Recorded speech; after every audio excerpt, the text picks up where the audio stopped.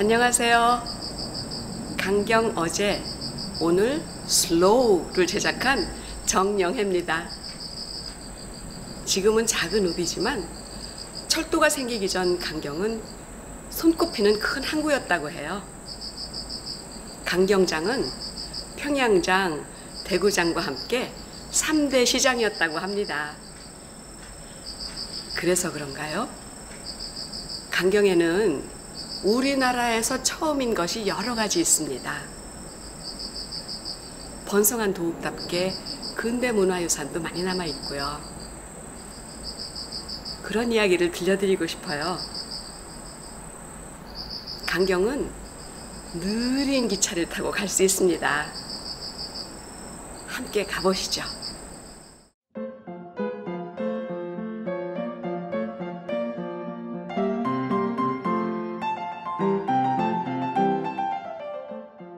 친구가 부르니 나는 참 행복한 사람이다.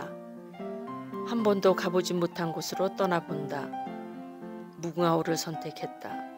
슬로우 여행이다.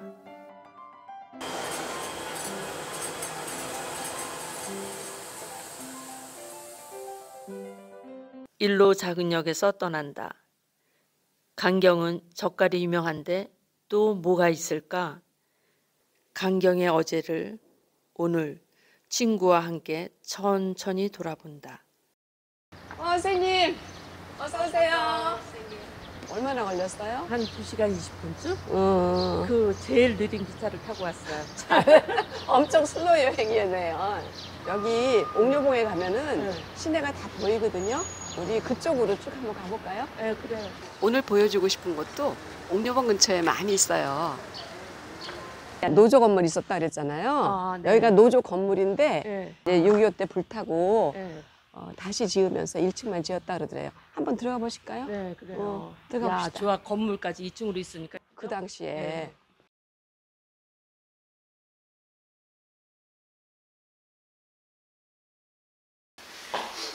노조 건물은 지금은 관광 안내소로 쓰이고 있다. 조합이 설립 때는 이 집이 2층으로 이렇게 있었어요. 이 사진을 보면 2층에 이렇게 사람들이 올라가 있어요. 그리고 1층에도 쭉 나와 있고. 근데 이 사람을 보니까 조금 비탈면에 내려와 있거든요. 근데 앞에 보니까 이 배가 들어와 있어요. 한 장의 사진이 많은 걸 설명한다. 여기 이제 부두에서 일하는 사람들이 이렇게 배와 하역 노동자의 분주한 모습이 상상된다. 그러면 한 조합원들이 몇 명 정도 됐을까요? 한 400명 정도가 여기 같이 조합을 운영을 했고요. 상당히 큰 조합이었다. 아래층은 사무실, 위층은 숙소로 쓰였단다. 번창한 항구답다.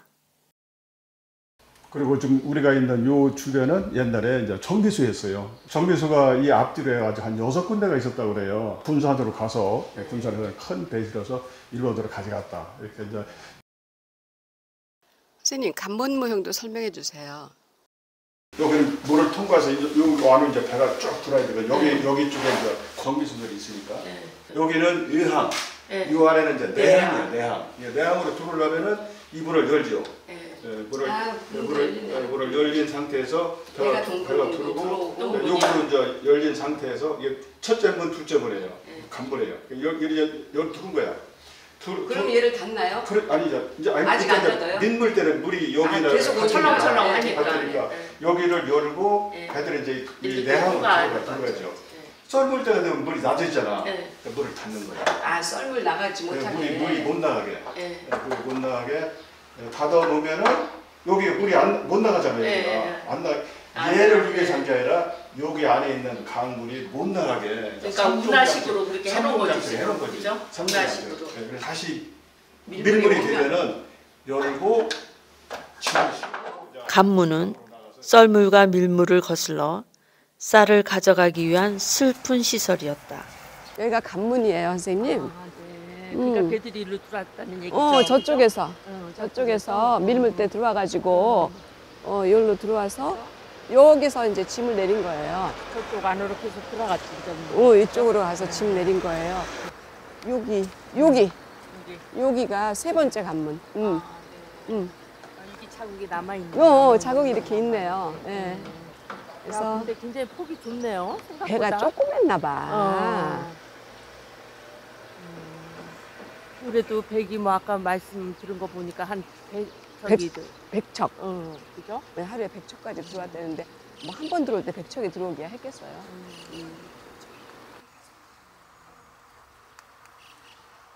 여기가 침례교회가 처음으로 예배 드린데래요. 그래요? 우리나라 침례교회가.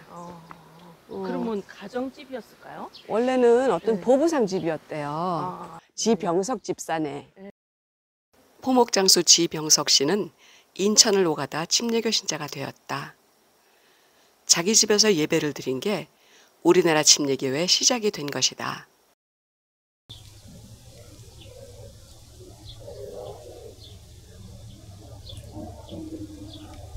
그러니까 이 조그만 집에서 처음으로 예배를 본 거야.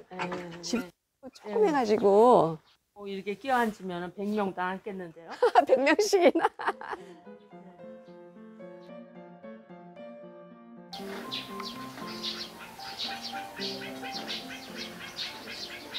그때는 여기가 수풀이 우거졌을 것 같아요. 그리고 이 초가집 한 채가 있었기 때문에 여기서 예배 보는 거 남모르게 예배 보지 않았어요. 일종의 연도가 먼저 우리나라 침례교회가 이런 작은 초가집에서 시작되었다. 참 뜻깊은 곳이다. 언덕배기에 있는 외딴 집은 몰래 예배 보기에 적당했겠다. 일제는 결국 이 집을 강제로 헌납받아 신사터로 썼단다. 그리고 나는 이제 궁금한 게 뭐냐면은 이렇게 이제 외딴 집에 이렇게 했는데 그때는 오픈해서 이렇게 기도를 드릴 수 있었는지 그게 좀 궁금하네요. 우리가 천주교는 그것도 좀 탄압을 하고 그랬잖아요. 그래서 이렇게 외딴 집에 사는 사람 집에서 예배를 드렸답니다. 시내에서 못 드리고 몰래 와가지고. 강경에는 해조문이 적힌 특별한 유적도 있다. 해조문이라니요? 물때와 물높이를 기록한 조석표래요. 현대 조석표처럼 시간과 높이를 갖춘 우리나라 최초의 조석표래요. 아우 대단하군요. 밀물과 썰물의 원리를 전통 사상에 따라 풀이했다. 우리나라엔 포구가 많지만 이런 기록이 있는 곳은 강경뿐이다. 저 위에 돌이 쭉 박혀 있네요. 일제가 글쎄 이 바위를 가져가려고 저기다 구멍을 뚫었대요. 돌은 사람들이 나중에 끼워 넣은 거고요. 해조문을 보니까 정말 강경이 발달한 항구였다는 걸 알 수 있네요. 그쵸? 여기 좀 앉았다 갈까요? 저기 배도 있어. 배를 기도해놨네요. 여기저기다가 배를 그리고 배가 돛이 있는, 그죠? 돛배다. 돛배. 여기가 옥녀봉이에요. 옥황상제 딸 옥녀가 여기 와서 놀았는데 풍경에 취해서 그만 귀가 시간을 놓쳤대요. 그래서 쫓겨나서 여기 살았대요. 그런 전설이 있었네요. 평야지대라 이 정도 높이에도 봉수대가 있었다. 강경은 내륙 항구다. 아직 철도가 없을 때 강을 끼고 발달한 곳이다. 여기에서 강경의 중요한 강을 다 볼 수가 있어요. 요쪽 작은 줄기가 강경천인데 저쪽에서 내려오는 논산천이랑 여기서 만나요. 이 하천들은 너무 얕아서 배가 못 들어오겠잖아요. 근데 저 부여 쪽에서 내려오는 백마강하고 또 만나서 큰 금강이 되는 거죠. 아, 그래서 강경으로 배가 들어올 수 있었네요. 큰 배가 들어올 수 있는 금강의 제일 안쪽에 자리 잡은 강경은 물길이 중요한 운송수단이었던 당시에는 원주와 함께 2대 포구였단다. 바로 아래에 있는 박범신의 소설 소금의 배경이 된 집을 찾아가 본다. 오막살이 같은 집이었던 것 같아요. 근데 지금은 슬레이트 집이네. 네. 집이 이렇게 컸었어요? 소설에서? 작아요, 아주. 상당히 큰 집인데 지금은? 여기 좀 보세요. 소금은 달고 시고 쓰고 짜다. 인생의 맛이 그런 거지. 재밌네. 사랑하는 당신도 달고 시고 쓰고 짜다.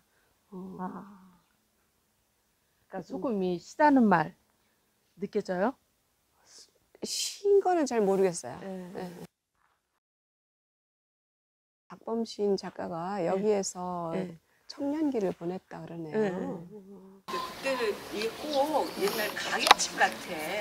이렇게 돼 있으니까 옛날 가게집 같아요. 소금의 배경이 돼.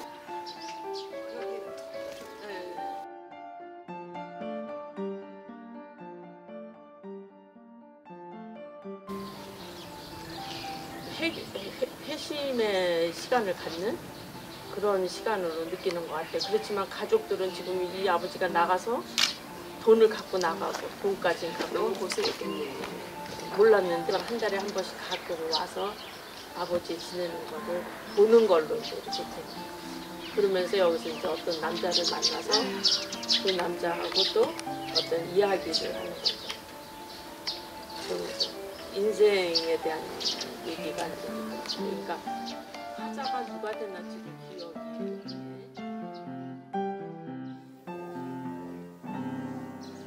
옛날에는 교회들이 다 이렇게 한옥으로 돼 있었대요. 그렇겠잖아, 조선시대니까. 이렇게 한옥으로 된 교회가 전국에 몇 개가 안 남아있대요.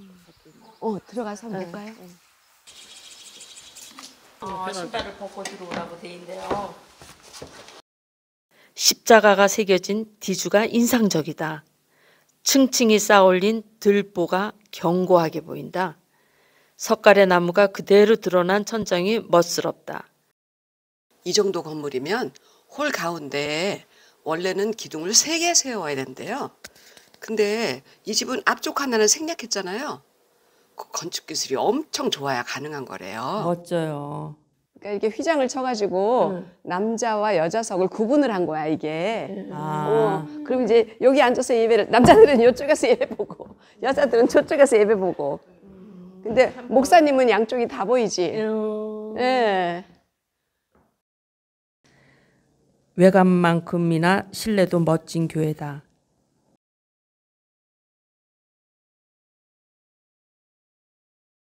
강경구락보다 근대식 건물로 꾸며놓았다.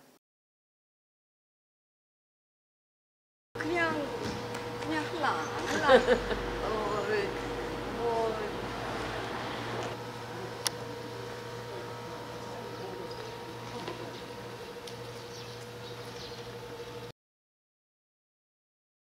호텔이 영업을 하나 보네요. 여긴 건물 입구도 아닌데 삐쭉 튀어나왔네요. 아, 이게 옛날엔 은행 건물이었어요. 한일은행이요. 저게 금고였대요. 아, 그러니까 문도 철문으로 돼 있고. 이 자리엔 담보물 창고가 하나 더 있었단다. 근데 왜 그걸 허물었을까? 그지? 내 말이 왜 그랬을까요? 그 창고가 건어물 같은 걸 담보로 받아쓰는 거야, 옛날에. 이 담보가 얼마나 커. 이런 빌려주고 명태 고백이 많고. 그런 식으로.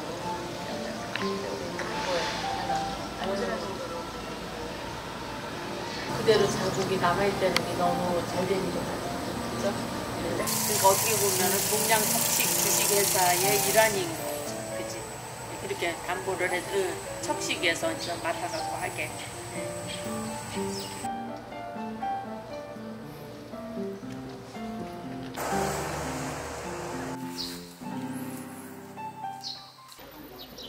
강경에도 일제강점기 때 세워진 근대 건축물이 많다. 응? 건강하게 가는 것 같죠? 여긴 커피와 음료 그리고 디저트를 판매할 생각이고요. 석유집이었는데 저희가 석유집을 디자인을 했어요. 그 석유집 컨셉으로 해서 커피숍을 정식 오픈을 7월 1일자로 지금 잡고 있고요. 네. 이번 달 6월 초부터 이제 현장에서 실습 들어갈 예정입니다. 석유 가게는 뒤쪽이 더 아름다웠다. 없애지 않고 개발해서 보존한다니 참 다행이다. 역사를 되새김할 수 있는 좋은 장소가 될 거다. 이 카페가 오래오래 잘 됐으면 좋겠다. 전구나 전기줄을 파는 전기상회다. 이 집도 상호가 집에 새겨져 있다. 평양, 대구와 함께 3대 시장으로 꼽히던 강경시장은 장날이면 파시가 수 킬로미터에 이르렀다 한다. 철로가 생기면서 강경은 그 새가 많이 사그라졌다. 한때 풍요의 상징이던 백화점 3층 건물은 새 출발을 기다리고 있다.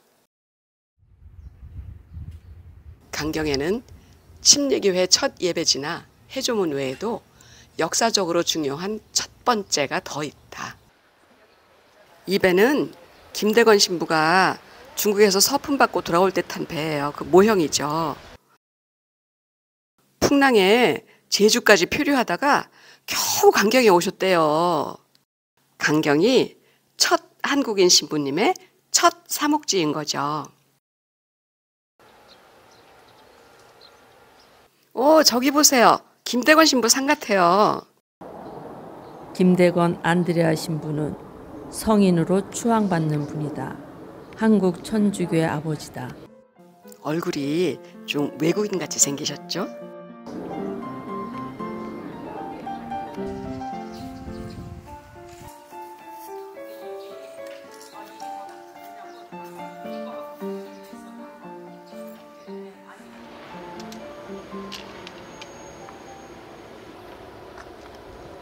이 학교 선생님들은 학생이 아프면 죽도 끓여주곤 하며 돌보셨다.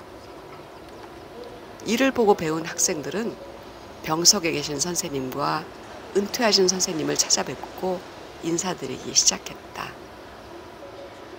한 5년간 교내 행사로 하던 것이 충남으로 전국으로 퍼져 스승의 날이 되었다.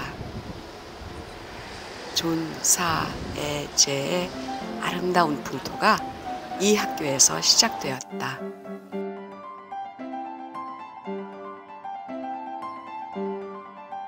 너무 멋지다. 저 미네달이에요. 아, 클래식한 아침 모양이네요. 전에는 이 근처에 미하라는 내가 흘렀단다. 폭우로 살림살이가 떠내려가면 여기 미네다리로 건지러 왔단다.